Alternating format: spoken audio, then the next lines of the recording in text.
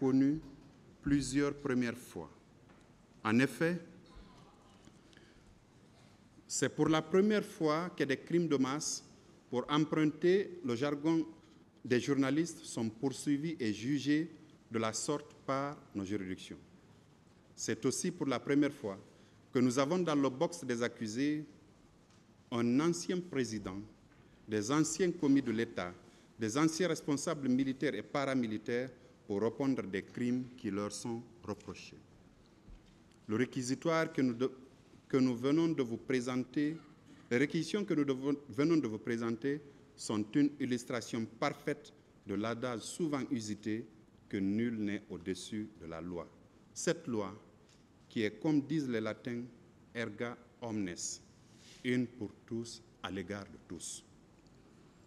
Ces réquisitions, Monsieur le Président, Messieurs les assesseurs, visent à la fois la requalification des faits en responsabilité du supérieur hiérarchique, crime contre l'humanité, que la doctrine considère comme une chose innommable et terrifiante, que 1000 paroles humaines n'osent décrire, un crime sans nom, un crime vraiment indéfini.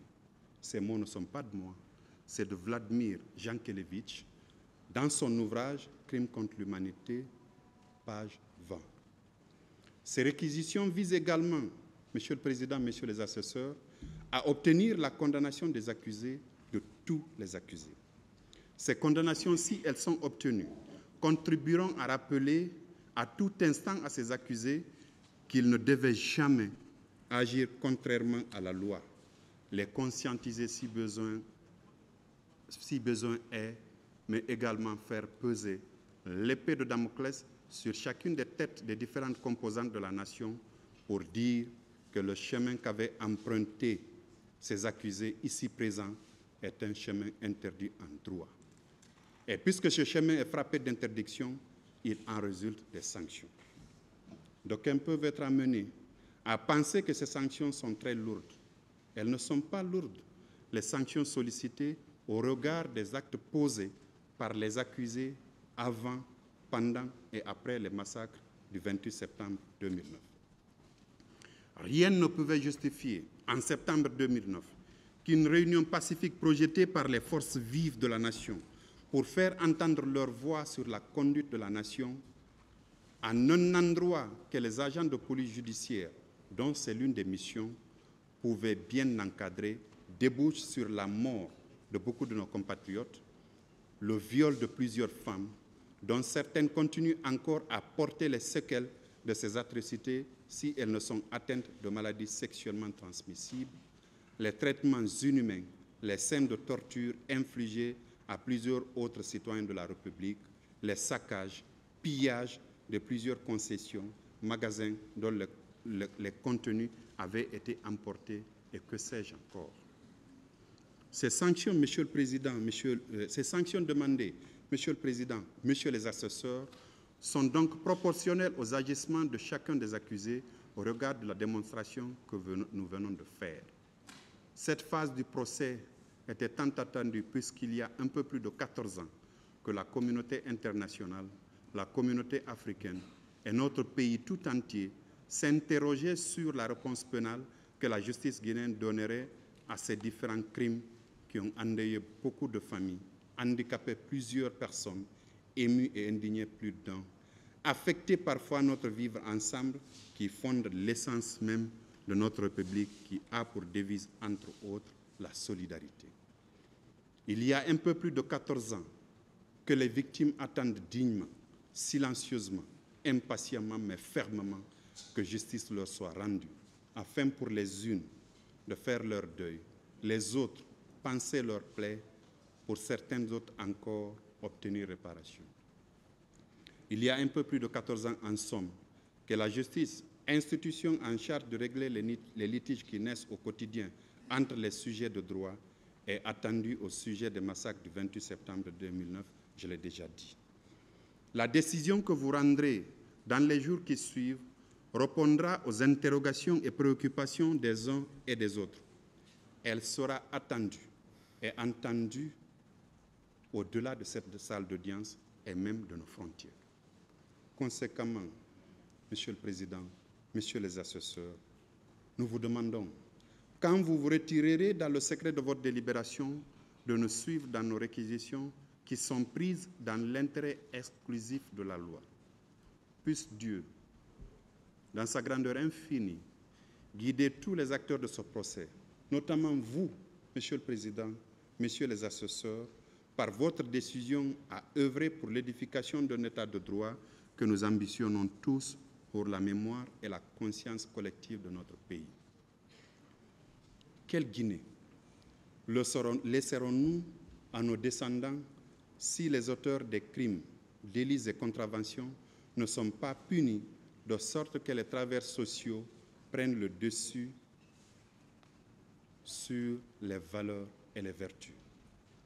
En vous soumettant cette réflexion, je voudrais rendre hommage à votre tribunal, espoir de tout le peuple, de tout le pays, pour la lutte contre l'impunité et remercier la participation de tous les acteurs de ce procès dit des événements du 28 septembre 2009. Je vous remercie, Monsieur le Président, Messieurs les assesseurs. Vous pouvez rejoindre. Monsieur le Président, Monsieur les assesseurs, honnêtement, très honnêtement, quand j'ai entendu certaines choses ici, venant des voisins d'en face et des confrères de l'autre côté, je me suis à un moment donné posé la question de savoir si nous sommes sortis des mêmes facultés de droit. Si réellement nous avons appris la même discipline juridique. Est-ce que c'est réellement le droit romano-germanique qu'on a tous étudié? Ou alors, est-ce qu'on veut dans ce procès construire un droit pénal à l'image des accusés? Est-ce qu'on veut à tout prix être tailleur?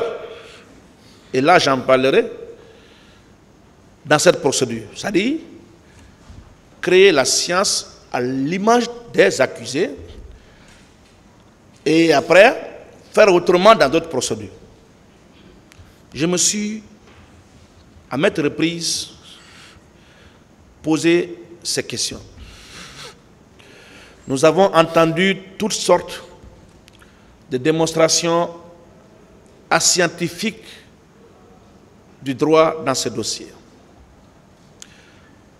Mon confrère Samori, dans un brillant discours nourri de la doctrine, de la jurisprudence, des textes de loi et de l'exégèse des textes de loi, vous a expliqué en quoi il est impossible d'envisager la requalification dans cette affaire.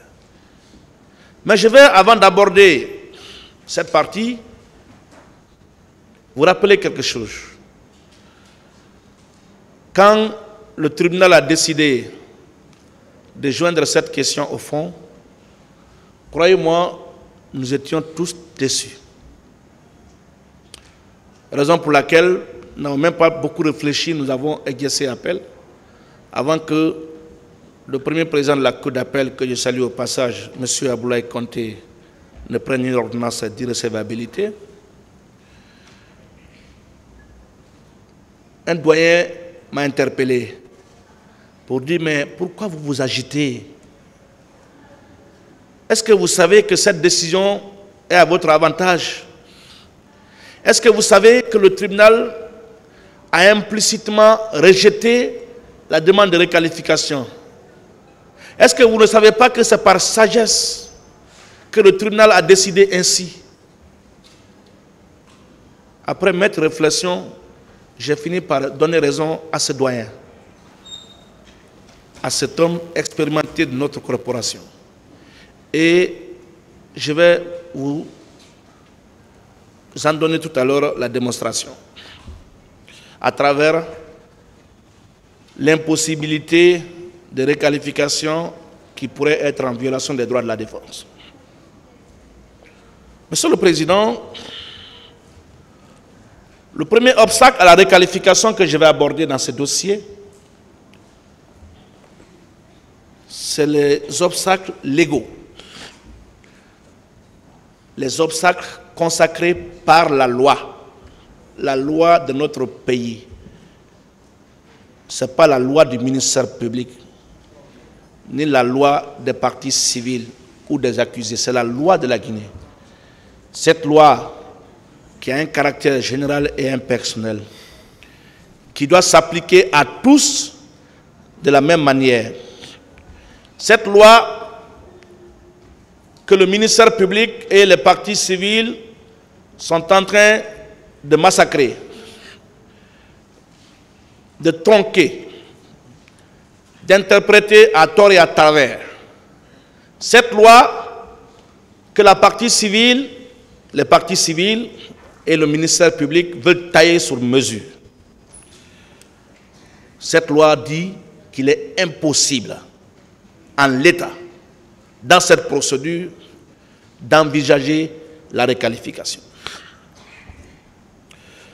Je vais, parlant des obstacles légaux, aborder la chose jugée. Au terme de l'article préliminaire, alinéa 4 du Code de procédure pénale, qui dit ceci: toute poursuite cesse dans le cas où la personne en cause justifie avoir été jugée définitivement pour les mêmes faits et en cas de condamnation que la peine a été subie ou prescrite.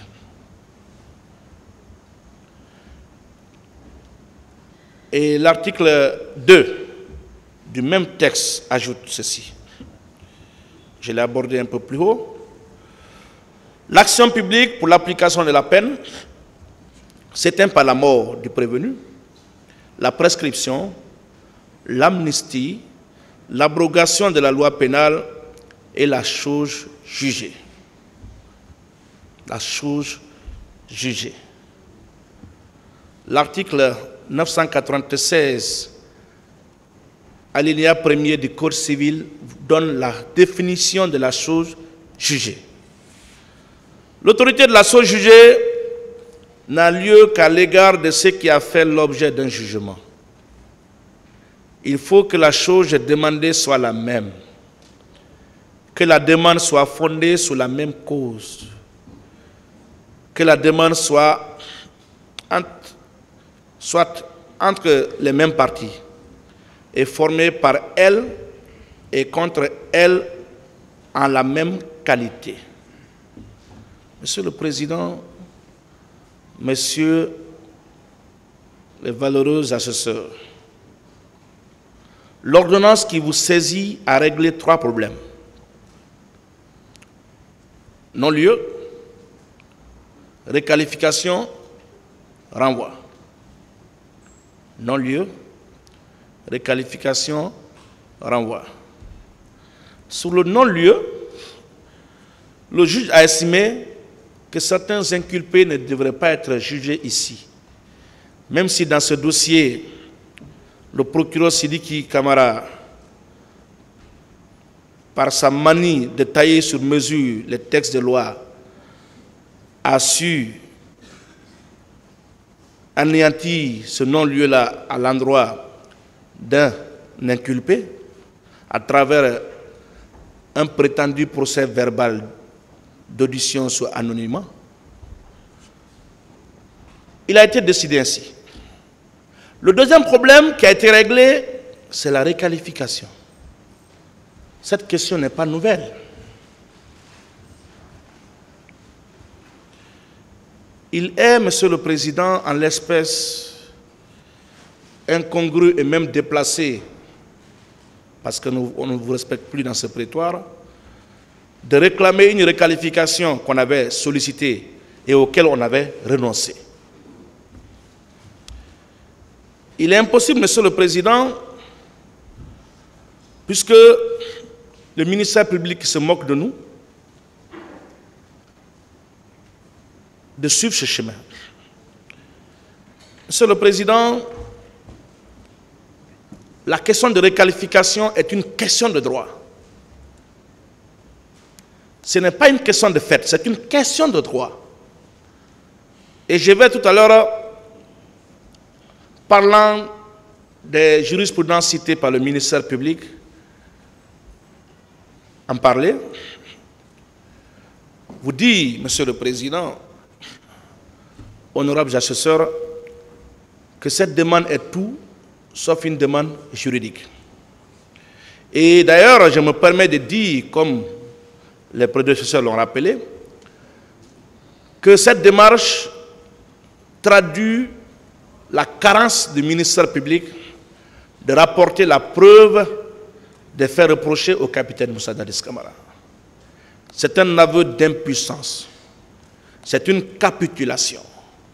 On est en train de se comporter dans ce dossier comme si on était en train de jouer au Guinée Games, au PMU, bref, au jeu de hasard.